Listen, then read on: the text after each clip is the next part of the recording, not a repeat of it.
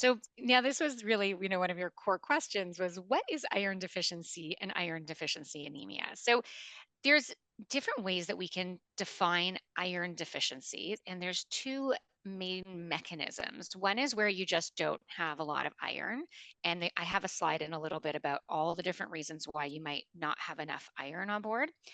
And then sometimes you can have enough iron on board, but it can't get to the site of the bone marrow where it's really important to go um, because of inflammation.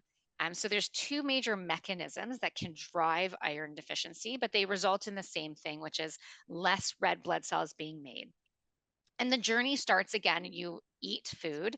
Um, the iron is absorbed across the gut, and then it's picked up by transporters and brought to the bone marrow, which is the site of erythropoiesis. That's a big word, and it's for making more red blood cells. And our factory for doing that is in the bone marrow. So, and again, there's these two different mechanisms that can impact not getting enough iron delivered to the factory, which is your bone marrow.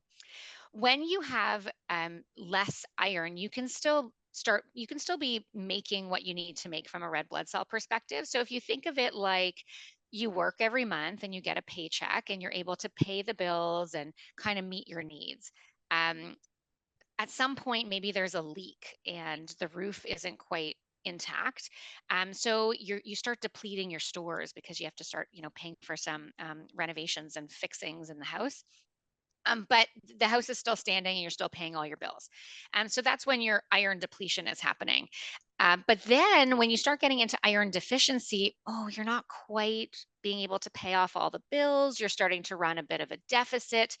And then when you have iron deficiency with anemia, that's when you're really not paying your bills. You're in debt now, and you can't make enough hemoglobin. Your factory is no longer able to support the needs to make enough red blood cells that will deliver oxygen throughout your body. So it's the last stage.